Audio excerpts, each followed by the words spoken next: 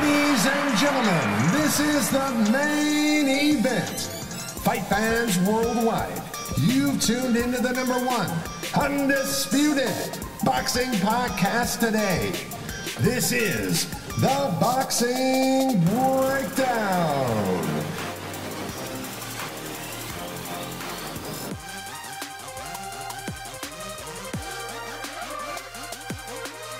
Now, your heavy-handed, hard-hitting host, Mark Roxy.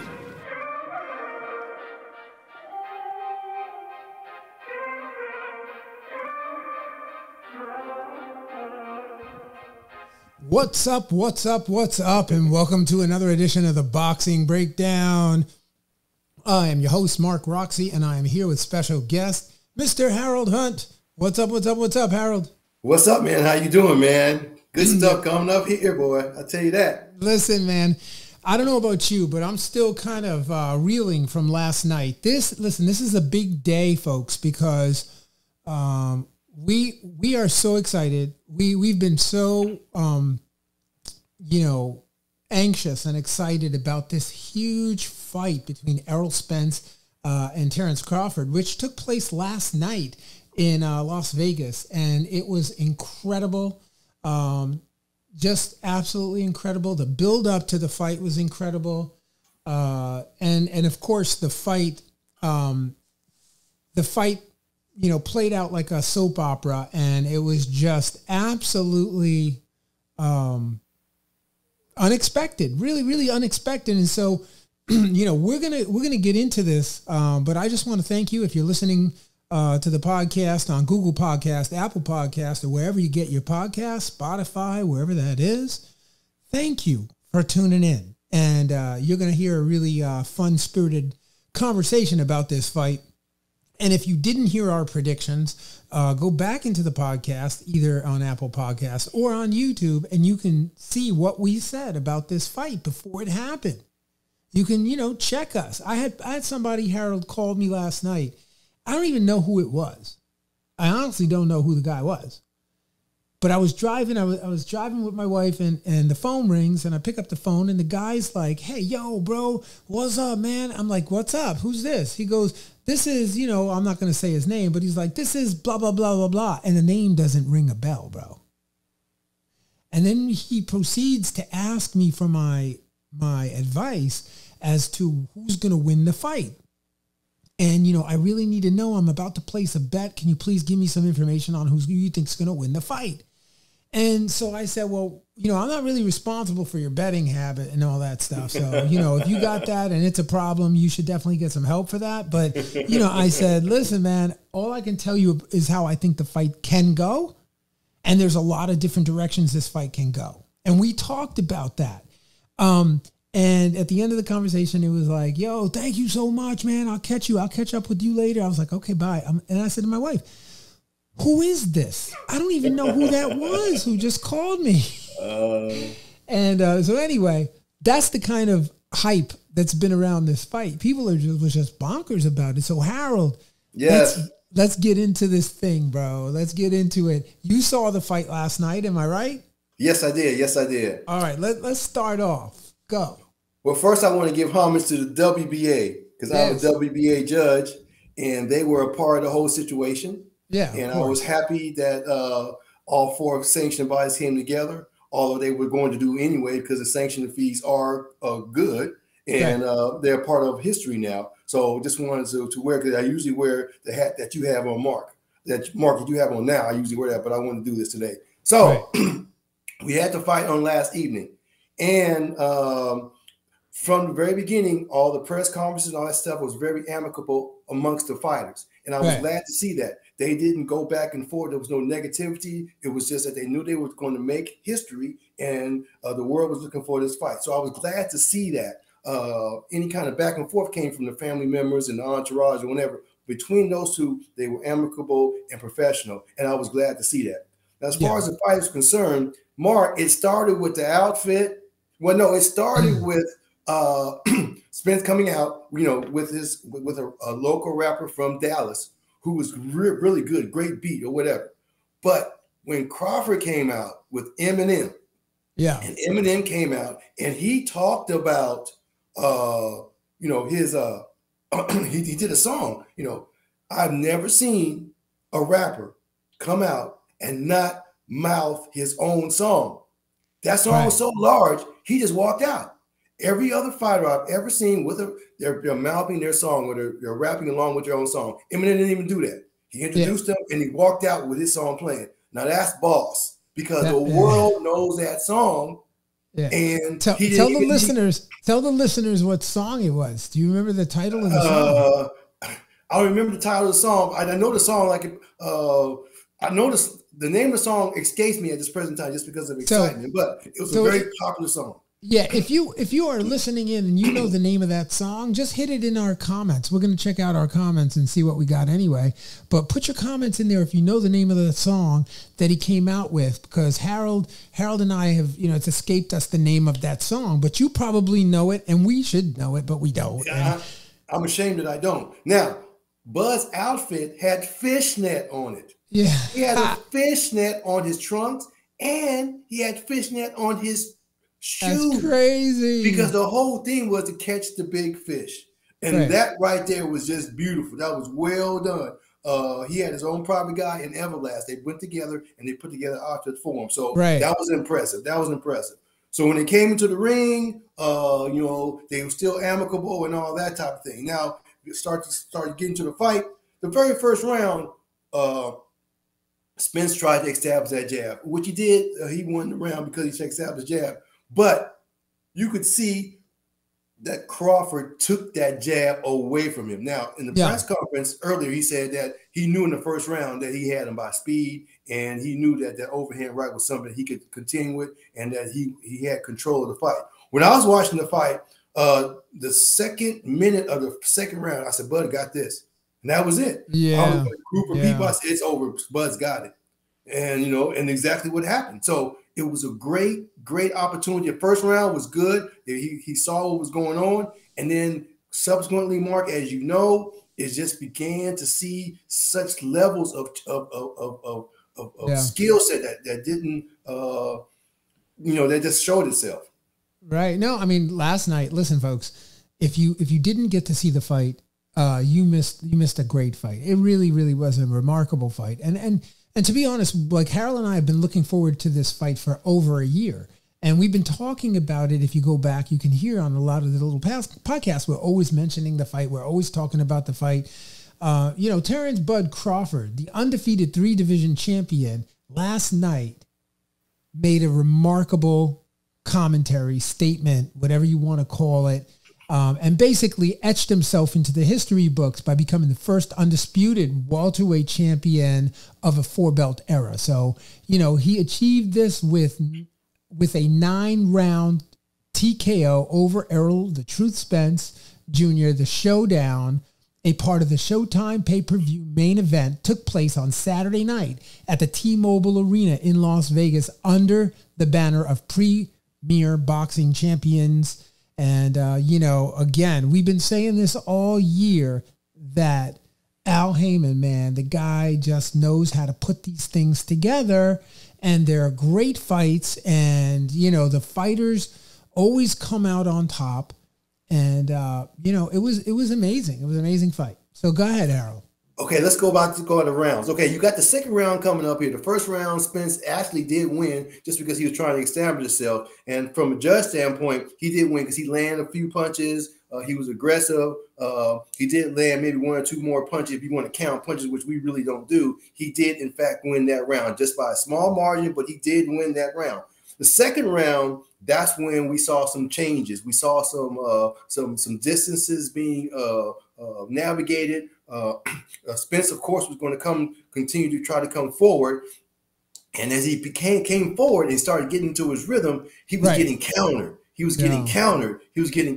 And that was something he wasn't used to seeing coming back. Now, as we know, Crawford did say post-fight that the main thing they worked on was the power jab. Instead of a flicking jab, they used a power jab because they need to stop him in his tracks. Most fighters know that jab is coming. It's not a power jab necessarily. Something that's kind of touches you and lines you up for the right hand from your opponent. But this jab, it was more than just a range fight. It was a power jab. So as he came forward, expecting to feel that jab, it was a power jab. Now, I found out recently by talking and hearing some information how Bud is ambidextrous. He's not ambidextrous by, that's how God made him. I have a child who was even-handed, ambidextrous, even-handed. Bud was not like that. Bud hurt his hand in school, his right hand in school.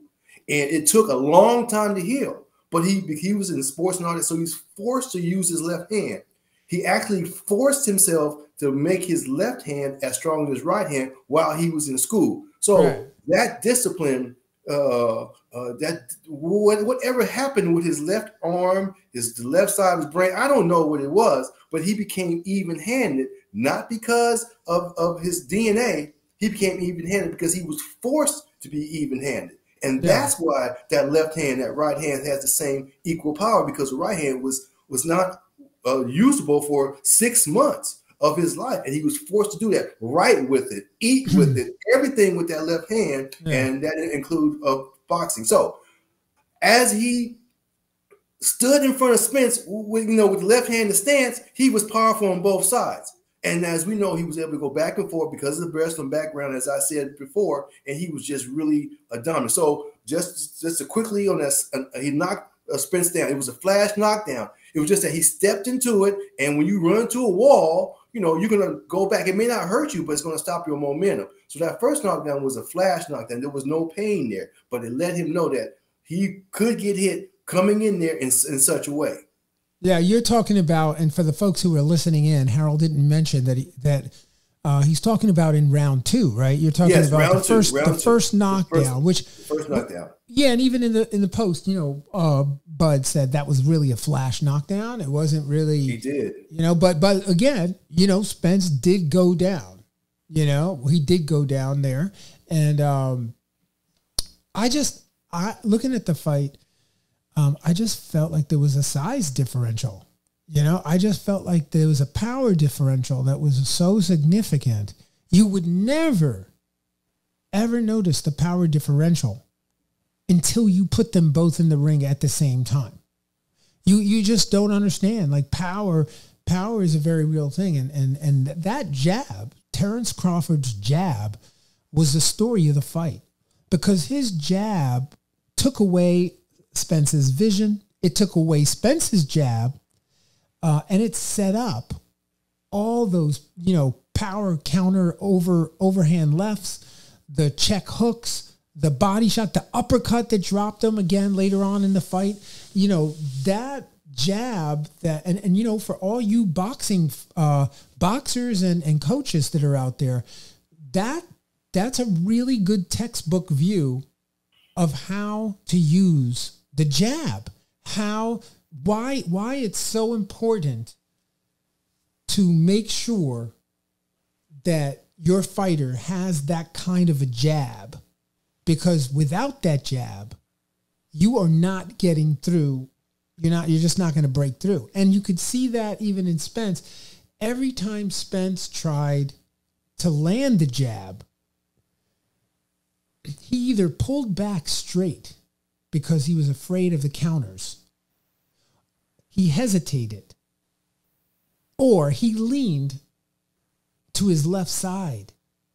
And what that did was that set up Bud's overhand left counter, which put him down, or the uppercut when he dipped down to his right. So you could see in the fight how not spending the time on the jab can result in this kind of an outcome. And at the end of the day, I just think that they were not as evenly matched as many of the pundits and many of the people in the boxing world even felt. I mean, because I did make a case in our last episode of the Boxing Breakdown that I felt that there was a scenario that would play out where, Errol Spence would not fight the way he had been fighting in past fights, which we talked about, the lean over, coming behind the jab, pulling straight back. We talked about that, but he didn't make that adjustment going into this fight. And Bud Crawford, hats off, biggest fight of his career, biggest fight in the history of these two gentlemen. And Bud Crawford took his moment. He took his moment, Harold. Yes. Let's go to the third round. There was a knockdown, of course, and Bud, the round was over. Third round comes up here. Spence says, I got to step in here and I've got to do what I have to do. So as he did that, Mark, as you said, he started coming over the top with that power jab. Yeah. Coming over the top with the power jab as Spence threw his jab. Like you said, he had to try to get away from that jab. He was tentative. It threw his timing off. And he basically took that jab and made Spence put that that right hand jab in his pocket. Right. So you have a man with his hand in his pocket, his best attribute, his right hand jab that sets up everything, that hand is in his pocket. Yeah. He's holding the change in his pocket. So he's wide open for all that. After a while, that jab that Crawford was throwing turned into a hook because the distance was short. He was in the pocket with him trying to land what he was landing. And, you boxing people know that the hook is very powerful from either side, whether you're ambidextrous or not, just the way your body torques it, the hook is great. So he was landing that thing as you go forward. So the third round, I saw Spence seeing that he would have to kind of sell out to a point. And he kept coming forward. He was putting his best effort in. It's just that Crawford, to me, just knew what was going to happen. He saw it coming, and mentally, he knew he was strong. Now, in the press conference, he said that after the first round, he knew he was stronger, and he knew that he would win the fight. Yeah. I saw, as I said, the beginning of the second round, but himself being in the ring, feeling the pressure, feeling the power, he knew he was a stronger fighter, and he knew he had him after the end of the first round. Now, mentally, that is powerful. Well, Harold, imagine you're for those of you that haven't been in this situation, and for those of you that have been in this situation, like you get into the third round here, right? Your coach says, pick it up. Let's start using that jab the right way. Let's start pressing, right? And then what you're met with is precision and timing. You're met with Crawford's accuracy and his ability to do what we know he does, which is find his spots off the counters. He's a master counter puncher, probably one of the best in the history of being a counter puncher. That's what he does. And so, Crawford using the counter punches, basically you come out of the third round, and Spence is like, yo, bro, I don't have an answer for that. I don't know what to do. I'm sure he was thinking, coming out of the third round, in between third and fourth round, like, hey, man, I don't know how to deal with this. You're telling me to pick it up, but he's countering everything I do, right? So now what do? We go into the fourth round, Harold, right? Yes. Now, Bud is switching. He's going southpaw and back and forth on a whim. He's just spinning either way. And as I said before, that comes from that wrestling type situation. Because when you're a wrestler, there's no right-handed way you wrestle. There's no left-handed way you wrestle. You just wrestle on either side that the action is. And that a discipline that he was able to apply in the boxing ring. I've never seen wrestling and boxing so intertwined where the wrestling part of it was so prominent because he was a stronger man. Every time Spence, who usually bullies people, pushes them back, gets them in and pushes them back, he could not push Crawford back. Right. Crawford would purposely push him back as he came in to try to put that body on him and move him back. He would stand his ground and move him back, not throwing punches, just saying, look, I am stronger. Harold, his base was so phenomenal. And when you talk about wrestling, and let's talk about coaching, right? You're looking at a fighter who's so evenly balanced. His weight is balanced properly. He knows, being the counterpuncher he is, he understands that Errol Spence is dropping in and dropping out of every exchange. He's dropping into the range and he's dropping out of the range. And Crawford understood that. He knew he could set down for that one quick moment and land those combinations on the counters. And that's where, like in round 4, Spence gets cut. He's cut in round 4. And now the overhand rights start coming in off the counters. The left hooks come in, the uppercuts. There's all this stuff that's happening, right? So by the end of round 4, what we're really looking at is a total domination from Crawford. And now you're in 4. Now you're behind, right? What do you do? Harold, what do you do? Well, what he attempted to do, and he tried to do, and he wanted to do, was he felt like he could just physically start walking him down. However, when he was landing his patented stuff, something was coming back just as hard. Yeah. Every time he got knocked down, he landed a punch, but his punch landed, but the punch he took knocked him down. Yes. I mean, we're at the 5th round now, so we have subsequent knocks down further on. But at that point, 4th and the 5th round, he was landing a few punches, but he was getting countered hard every time. Every time. And after a while, he was like, I got to keep doing this, but I keep taking this recourse every time. And he was trying to figure it out, but he didn't have anything else to go to. He didn't start boxing, anything. He started retreating some, but that's not what he does usually. So he had to abandon that, Mark. Yeah, no, he absolutely, he did abandon that. But, as we went into the 5th round, as you're going into the 5th round, the scores, I had 39-36. I had us into the 5th round at 39-36, and I think most of the judges had probably that same score. But, in the 5th round, they bring in the ring doctor. Now I'm sitting there, I'm getting really worried because I know Errol Spence has that detached retina. And I'm thinking he's getting his butt, he's getting served here. Let's just say that. It was really an outclassing issue at that point.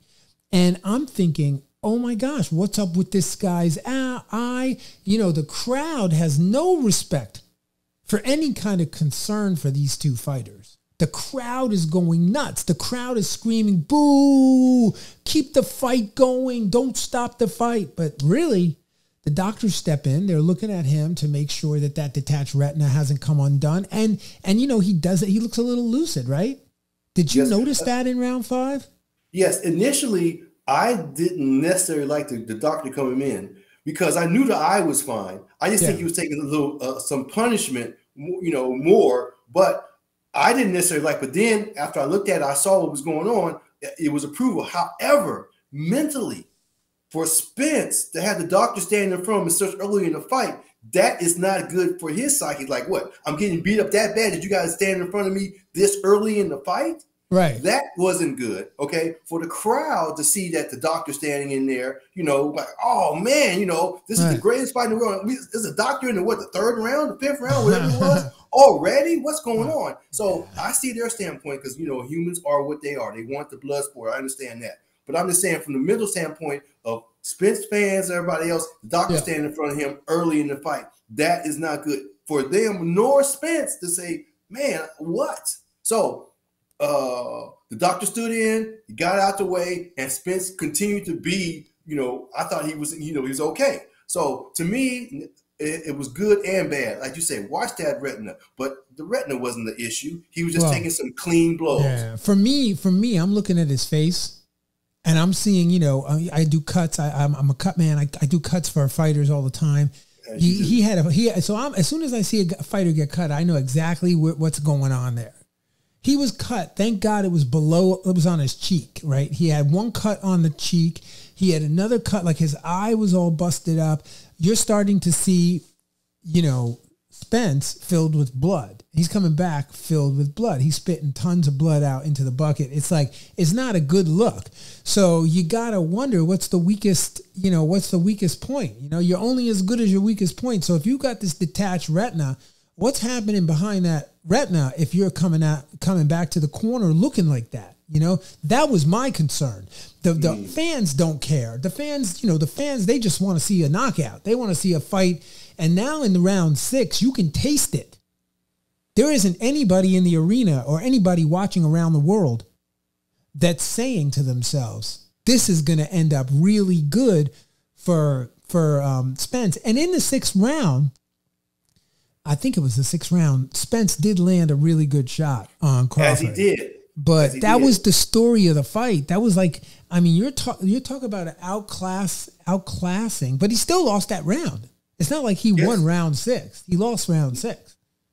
No, he had the most shocking type land on Crawford that was, very clear for the world to see, it was clean and all that kind of thing. So, yeah, he did do that, but he did still lose the round. I want to go back to the eye quickly. Supposedly, surgery today makes that detached retina stronger than your natural attachment. So, if you want to go that way, his eye was not, in a negative situation because he went through the surgery. Technology is what it is. Supposedly his eye is in better shape than his normal eye. So I never even looked at that. Maybe I'm drinking the Kool-Aid and I believe that, or maybe that's actually the case. I don't know. Mark, you would know better than I. But from my standpoint, that's how I saw it. So going forward, as far as him being landing that large punch and looking like he could move something around, it was taken away so suddenly. He landed that great punch, and all of a sudden, boom, boom, boom, he got hit with 3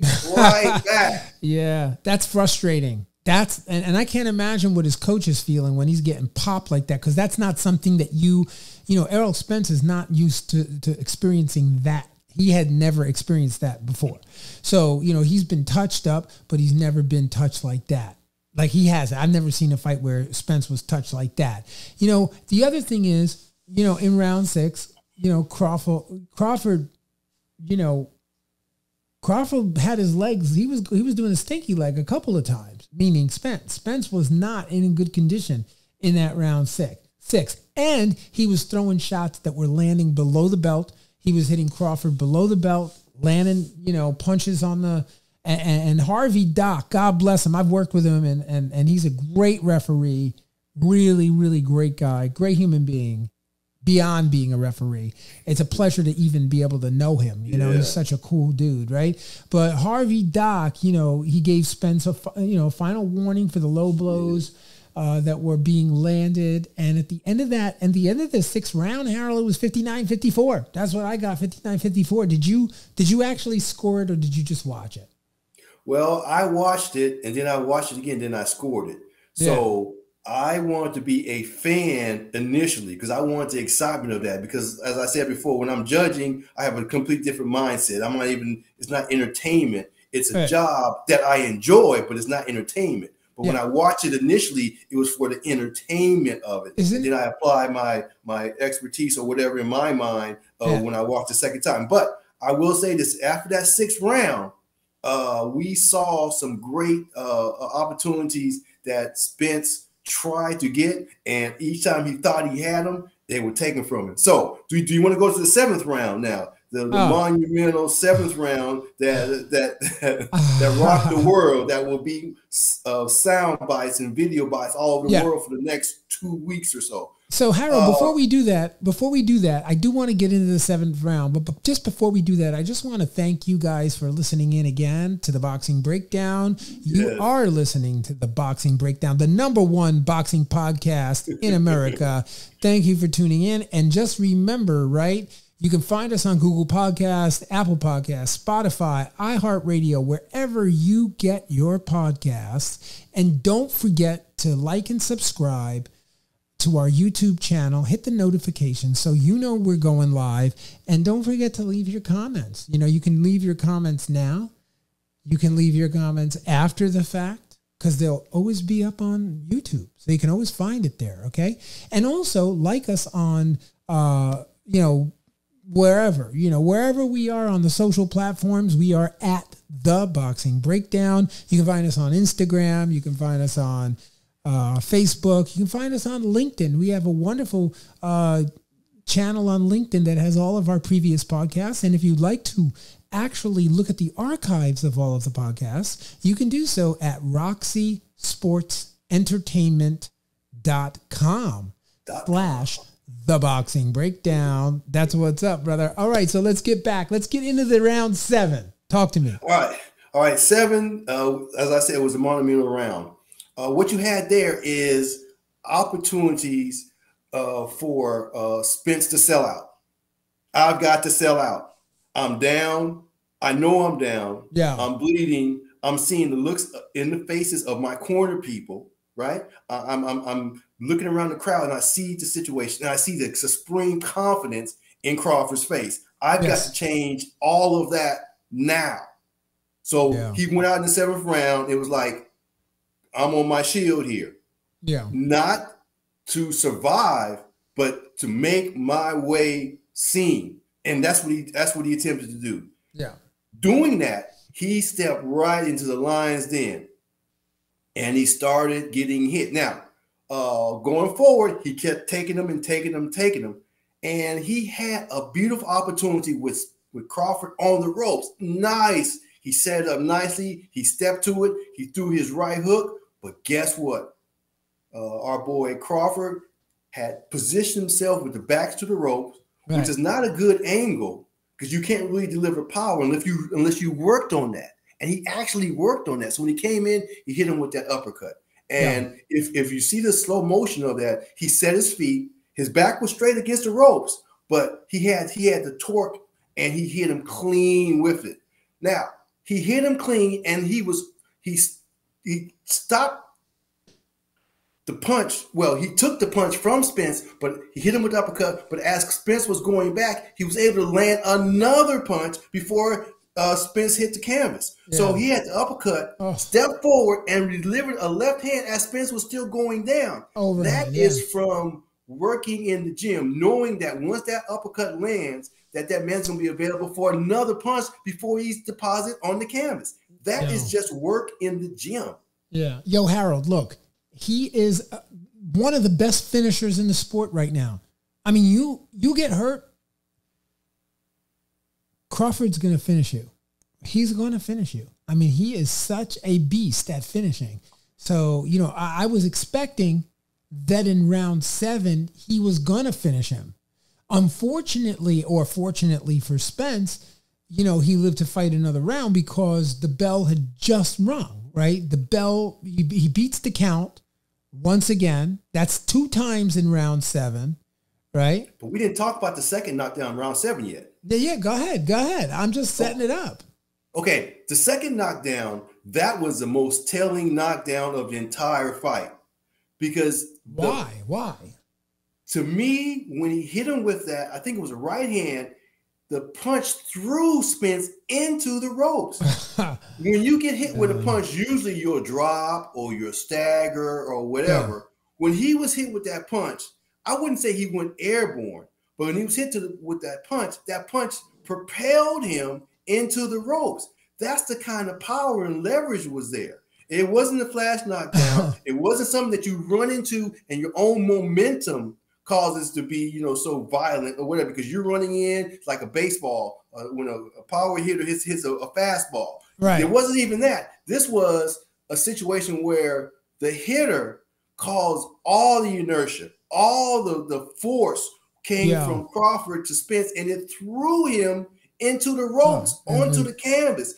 Yeah. That was extremely powerful punch with someone with you know, kind of weak legs and the torque and the turn. It was just very powerful. That was the most violent punches that I saw, other than the stoppage that occurred earlier, which he didn't go down to the canvas, but that was very, very violent. The second knockdown, which caused a 10-7 round. Right. Can I ask you a question? Like, I don't think anybody ever thought that Crawford would have been able to do what Crawford did in this fight. I don't think everybody, including myself, including, you know, all of us, I'm not going to say we doubted Crawford. We just needed to be convinced. And last night, Crawford convinced me that he really could possibly be the best fighter on the planet. After his performance last night against a guy, you know, in Errol Spence, who has never been down like that before, have never been knocked across the ring like that before, has never had that kind of, you know, power coming his way. You know, and hats off to Errol Spence for being able to take that and do it like a gentleman into round 8, you know, it brought me back to watching. You remember the reason that we've talked about this on previous podcasts too, how Sean Porter doesn't talk to his dad. Maybe they've made up by now. Hopefully they have. My prayer is that they would make up. But, you know, the idea that, you know, the towel gets thrown in on Sean Porter, one of the most violent, come forward, aggressive fighters that you're ever going to meet. And his father throws in the towel. Now you know why. You know why. Now, if you have any question in your mind why Kenny Porter saved you, right? Saved you. Maybe this gives you a slightly different view, Mr. Sean Porter. Yes, absolutely. Absolutely. Now, I want to go back to the 7th round right quick. Now, when all the knockdowns happened and the round was over, Crawford went around the referee and touched Errol Spence's gloves. Now, to me, that said, look, you know I'm going to win. You know you're going to lose. So we just got to get through this. It wasn't like I'm going to stop trying to win, but you know what it is. And if you look at the end of that 7th round, and when the round was over and Spence went his way and Crawford went his other way, Crawford purposely went around the referee and touched gloves and had a moment with Spence, letting him know it's over. You know, and I know. Yeah. Okay, that was in the 7th round. That's respect. Right. That's respect, Harold. That's respect. But he's saying, look, we know what the outcome's going to be. It's already clear. So that's what I saw. This is just me saying this. Okay, so in the next round, the 8th round, I feel he was being merciful in a sense because he knew that he could land anything he wanted to land. And there was a couple of times where he actually held back on some uppercuts. I was with a crowd of people, and it was like, he's holding back. And to me, it was the professionalism and the understanding that history was being made. Yeah. And he didn't need to just destroy this man to the point where he was unable to fight anymore or whatever, because he had clear situations where he could just really, really hurt him. Yeah. And I believe that 7th round knockout, the second knockdown, the second one where he was so clean and so powerful, he knew he could really hurt him because he could set him up for that at any time. And he wanted to acknowledge that. So we got the 8th round coming forward. I think he held back some punches purposely, and he just kind of wanted to work his way into it. To me, at the end of the 8th round, he wanted a towel to be thrown in. He wanted the ref to stop it. He didn't want to just like deposit that boy on the canvas in such a manner that would be humiliating to him and all that kind of thing, because he got a heart. He knew his skill set was above that, and he had a heart. So I saw that, and I appreciated that. So that 8th round was what it was. It was merciful in a sense to me. He still applied his skill set. He still took advantage of the opportunities, but I saw mercy. Yeah. Yeah, no, absolutely, man. You know, going into like as I said, going into that 8th round, let's talk about the 8th round. Let's just look at the final moments of the fight. I mean, there's nobody out there that would have thought he would have done that. Like I said, you know, there's nobody that thought that Crawford was going to be as, I mean, maybe there's some people that just, you know, Crawford fans that were like, oh, he's going to win. He's going to dominate. But you know what I'm saying? Like for that to be so one-sided is just incredible. So let's talk about obviously you want to talk about the end of the fight. So go ahead. The ninth round, yeah. Yeah, let's go to the 9th. Okay, so we have the 8th round of mercy, and he's allowing Spence to, you know, continue to work through the situation. 9th round ensues, and Spence he thinks that he has an opportunity to kind of get where he needs to get. Now, Crawford is hard. Right. He's a mean dude in there. You know, his mercy only goes so long, true. And he ran out of mercy. Yeah. So as the 9th round started, Spence started thinking he could do something. And that is what caused Crawford to go ahead and end it. And he started looking for clean opportunities, not just kind of hitting him when he's close to him and catching him with something up close or anything like that. He started looking for clean shots, because he needed someone to stop the fight. That's how I saw it. So he kind of put himself in position so he could land cleanly, make it look, it was clean, but more sensationalized. So in that 9th round, he just really started rocking him. And the balance was off, and the head was snapping back, and it was just really something that you had to stop it. You had to stop. You had no choice. I look for a towel, but James, that's not what he's going to do. So it was definitely up to the referee, and he did so. But that sequence when he did take him out was very violent. It was very staggering. It's the kind of thing that could break your will, because your brain saying, hey, I can still come in here, but the body's saying no. But then when the brain follows and the brain is broken, your will is broken, your mental will is broken, that's another thing. No, and I mean, the way that Crawford was hitting him in that last round, it was like I said about him being such an amazing finisher. He understood that this fight was over. And it was only the 9th round. He understood that he was going to try to do everything in his power to ease the brunt of it all, and that was what that was about earlier on. But I think, let's talk about what happened immediately after the fight, which I think, these guys are class acts, man. Yes. They're class. These two gentlemen were class acts. They go, Crawford tells Spence, you're an amazing fighter. You're a hell of a fighter, right? And I could see that going down, right? And then, Spence replies, hey, thanks for the opportunity, that we made history. They say that they understood what they did last night. And now there's talks about a rematch, doing it again,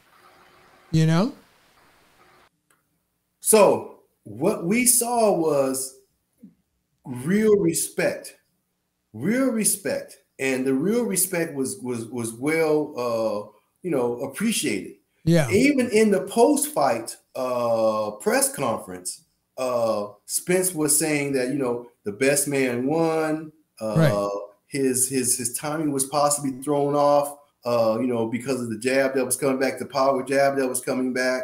So I just want to say that initially, I felt the fight would go this way, right? Not as prominent, but I felt that Crawford would pick him off. He would come back with the combinations. He would take advantage of his come forward type style and be successful.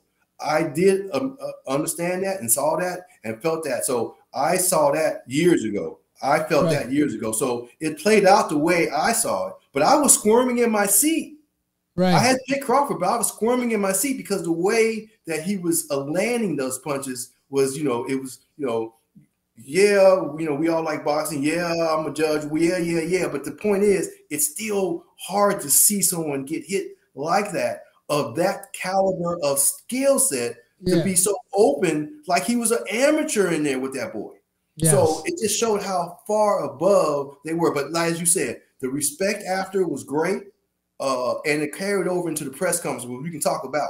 But yes. Yeah. So I'm trying to see if I can get Dwayne Fenn. He looks like he jumped in on our broadcast today. So I'm trying to see if I can get him in there. I don't see. Let's see if we got some audio from Dwayne Fenn, who so graciously is joining us, Coach Dwayne Fenn. Yo, Dwayne, you there? Dwayne, you there? Yes, sir. Yes, I am. Can you hear me? Yes, we can hear you. We can hear you. Hey, Dwayne. I can't see myself on the screen, though, but I can see you guys. Okay, cool. We can't see you, and it doesn't matter. It's all good. We can hear you. So that's the important thing, because we're just about rounding out the broadcast. We have about like 10, 15 minutes left to talk about this, and we've been waiting for you to jump in on this with us. So, ladies and gentlemen, Dwayne Fenn, professional boxing coach and partner in crime in the gym. This is my boy, Dwayne Fenn. Thank you for being on the program. And we've been talking about the fight round for round, Coach. So where we are right now is we're at the end of the fight and at the press conference. We're just breaking down the press conference. So I wonder what your thoughts are, Dwayne, about the fight. Just give us your take on the fight last night. So, first of all, it's always good to see you guys. I'm so glad. I really wanted to be part of this podcast today. It was one of those situations for me that I just wanted to speak on because, as you know, in the boxing breakdown, what we do here is that you explain boxing. And that is just this is just a beautiful opportunity to really, for your fans and the listening audience, to understand some things that are happening in a boxing level. So let's just because I know we're pressed for time. Let me just go right into touching some things. Prior to this, we talked about, my concern was I couldn't figure out exactly. This is one of those fights where I was 50-50 the whole way through. I couldn't really pick a winner. What I did know, what I believe to be so, is that if Crawford could not find a way to hold off his aggression, that I thought he would have problems, because we're talking about in boxing, how do you do the rounds? How do you get through the 12 rounds? So what we do know as coaches, that it's difficult to get through the 12 rounds if you do not know how to navigate. For example, if you're going to swim across a lake, you're not going to be able to swim full speed all the way. You're going to have to get on your back some. You're going to have to do the breaststroke. You're going to have to doggy paddle a little bit. Then you're going to go full speed again, right? So the question for me was, defensively, would he be able to find his moments to rest as he's navigating those 12 rounds? So when I looked I thought that he would navigate it by maybe trying to hold him, so forth and so on. But the way that he navigated was by using a combination of defenses that allowed him to hold off that aggression. And because of that, him being able to hold off that aggression, it allowed him to actually find offense from Spence's offense. And that was because of his defense. Guys, anyone who wants to talk about boxing who haven't figured this out yet, winners of boxing are masters at defense. That's right. So you have to be able to look back. You go back to look at the old film. Go back to the 20s and the 40s and watch who are the masters. See, is that there's different components of how they use defense, but all the masters use defense in order to be successful the way that they are. So because of that, Spence had a few problems. How do I find this guy? I'm hoping I could find him with his jab, which, because it was southpaw on southpaw, Crawford was able to use his jab, a superior jab, which they obviously worked on. It's a power jab, timing jab, fast jab, Spence jab. So now Spence has a problem. I use my jab to find him. I can't find him. And when I do find him and try to let my big punches go to the body or to the left hand go, I'm getting countered because it's not allowing him to put his feet where he needs to be to go. So he can't put his feet where he needs to be. Therefore, Crawford can see him and can see him trying to step into those spaces. Easy work. Yes. Easy work, because he at that point it becomes easy work. Now you can't outbox him. You can't bully him. You're not as fast as he is, right? You can't punch in between his spaces because you just don't have the skill set against him. You don't have the skill set against him. Not that you don't have the skill set. Yeah, I agree with that totally, man. He kept that like left there's hand levels on. to this, right? Yep. So at that point, somewhere around round 5, I said, he's going to stop him. right? It's just a matter of when it's going to happen. I don't know when he wants to push the gas pedal or so forth and so on, but I knew he was going to stop him. When I take a look at the coaches, Spence's coach was telling him the right thing. Spence's coach was trying to tell him, hey, listen, we have a situation here. It's time for us to start stepping around and let's reestablish our jab, because what we thought was going to happen is not happening. We have to reestablish our jab because that's going to help us get to where we need to be to run our shots. But Spence never made that adjustment. His only adjustment was to try to power up by taking a giant step and stepping in with that big left hand. And his coach was telling him, stop doing that. Start stepping around. Don't give up that and touch him. Take the power off and give me some speed and then add the power. Let's mix it. Let's mix speed and power, because your power shots are telegraphed and he can see it, and he's eating off of those shots. This, for your fans, this is a technical masterpiece when you're talking about boxing. Yeah, we touched on that clearly. Just to reiterate your point, he took that jab away from him. He put that right hand in his pocket and left him wide open. So once that jab was gone, there was nothing there that he could do. To me, as you said, defensively, he kept Spencer's right hook, which he usually lands. He had his hand up constantly. It was there to block that. So it was very clear that the defense, as you said, was a precursor to him being successful. And what I saw, the jab was taken away, and his vaunted right hand hook or whatever was gone. As you said, his footwork was out of the way because he was taking counters coming back out. So here's the thing, okay? The results of the fight obviously are in.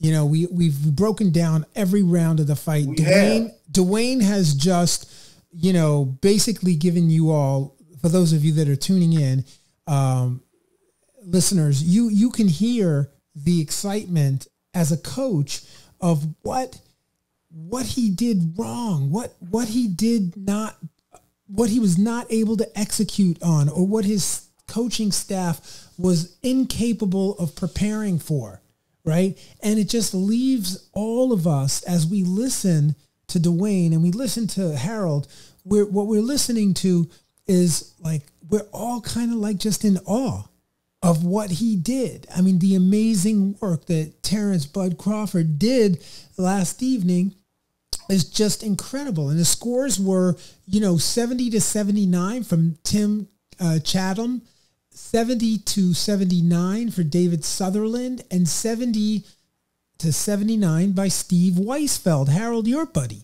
And that's the score. And, that was the story of what happened. And now what we're sitting here wondering is what's next for Terence Bud Crawford. And I believe he wants one of the Charlo brothers. I believe the press conference, he had a different narrative. He was saying he can't no longer do the 147. He doesn't want to do that anymore. He wants to do the 54 either also. Right. Now, of course, you got the bigger gloves, 10-ounce gloves, right? Yeah. And that situation could be different. We just don't know how either one of them are going to do that. Spence wants it at 154. He said he'll do it at 154. Right. Now, yes, he initially wanted to get Charlo at 54 undisputed, but Charlo's going to do Canelo, of course. So if there is a rematch, it's going to be at 54 between both of them. They both verified that with the press conference.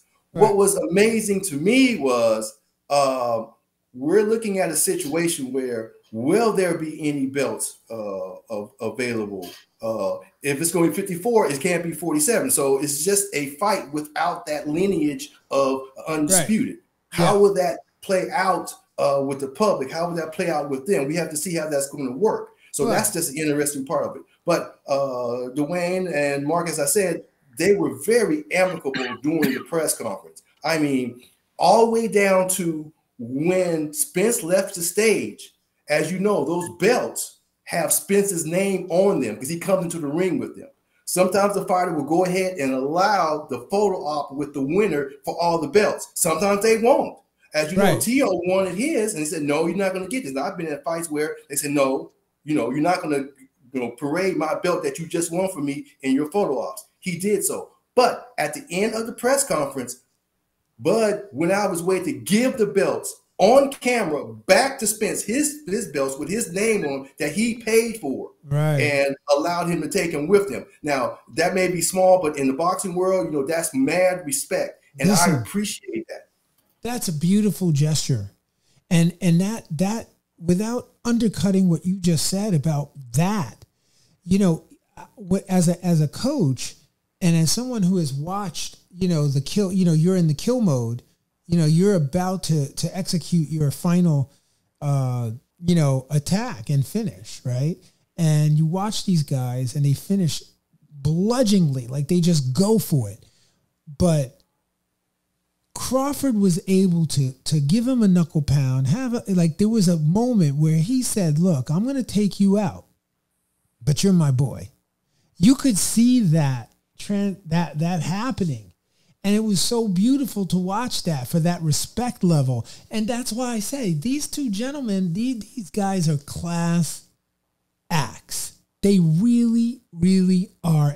And so now we turn our attention to what that narrative is. For those of you that are tuning in, boxing gets a lot of bad rap about a lot of bad stuff, and people do a lot of bad things. But here's a moment that we need to talk about. This is a moment where you see these two gentlemen in the ring being, the best competitors to one another and also the best sportsmen to one another at the end. And folks, that's how it should go. That's how it should be. So you always hear me talk about how I like to see fighters conduct themselves. On every podcast that's a big thing for me. So here's the what's so.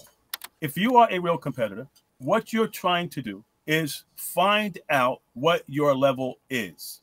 We don't know until we have these battles and these opportunities to test our skill sets against the very best. Once we do that, because we respect the warrior from our opponent and the warrior within ourselves, real warriors can see people who are cut from the same cloth. Win, lose, or draw, it doesn't matter. They went into this arena to compete. They're grateful for Spence is grateful allowing Crawford to have an opportunity to let him have an opportunity to see what his level is. And Crawford is thankful for Spence for giving him the opportunity to see what his level is. Right? That's what this is about. It's not about disrespect or I told you or this, that. Exactly. Spence never gave up. He never gave up. He literally went out on his shield. One of the things that I was concerned about was that they would prematurely stop it. I thought the stoppage was perfect. They gave him just enough space to see, could he work his way through this, work his way out of it? They gave him just enough. I thought that was a perfect time to stop it. And this is just a beautiful thing for boxing and also for young people to understand this is what competition is about. Competition is not about disrespecting the other person or making the other person feel small or making yourself being exalting yourself by stepping on someone. No, that's not what this is about. This is about two warriors trying to find out their levels, and you have to respect that. And I just love the fact that they understood that. Yes, that's great because I do high school football and basketball too, varsity, whatever. And after those games, or a playoff game or a tight football game or whatever, those kids are barking at each other with no respect. So I'm kind of used to that. So when I saw this with professionals in this arena with a type of a discipline that requires such violence, and they do that, I'm hoping that the world and these kids can see that there's no room for that. That's like you said, Dwayne, you were able to test yourself. Your levels above, and thank you for the opportunity to prove myself. Bud said exactly as you said, Dwayne, I needed him so I could show the world where I was, what my level was. And he spoke to that in the press conference. So, exactly what you said was so clear. Howard. And I hope the world and the kids and other people see that there's no need to berate after you've been successful, because you've given the opportunity to show your skill set, as you said, Dwayne. You guys, listen, I want to thank you guys for both being on the Boxing Breakdown. We are right at 1 hour. And if you are listening in, thank you for being with us, whether you're on Apple Podcasts, Google Podcasts, or wherever you get your podcasts. Thank you for joining us. And if you are tuning in on YouTube, we appreciate you being with us. Hit the like and subscribe button below. Find us on Instagram, Facebook, and LinkedIn. Wherever you go on social media, you can find us at The Boxing Breakdown. And I want to thank you, Dwayne Fenn, amazing boxing coach and judge, professional boxing judge, Mr. Harold Hunt. Thank you guys for being on the broadcast today. And I will see you guys later on the next episode of The Boxing Breakdown. Peace and love. Okay, thank you guys. I appreciate you guys. Always good to be with you guys. Join host Mark Roxy and special guests as they break down all aspects of the boxing world, including news, business, management, training, promotions, fan reactions, upcoming events, matchups, future boxing stars, title fights, state of the boxing world, and all the stuff you don't see when you watch boxing. This podcast is released each week on Thursday at 8 p.m. Eastern Standard Time. Live streamed on YouTube, Instagram, and Facebook Live. It's the Boxing Breakdown, hosted by Mark Roxy. That's right. Like and subscribe, baby. Peace.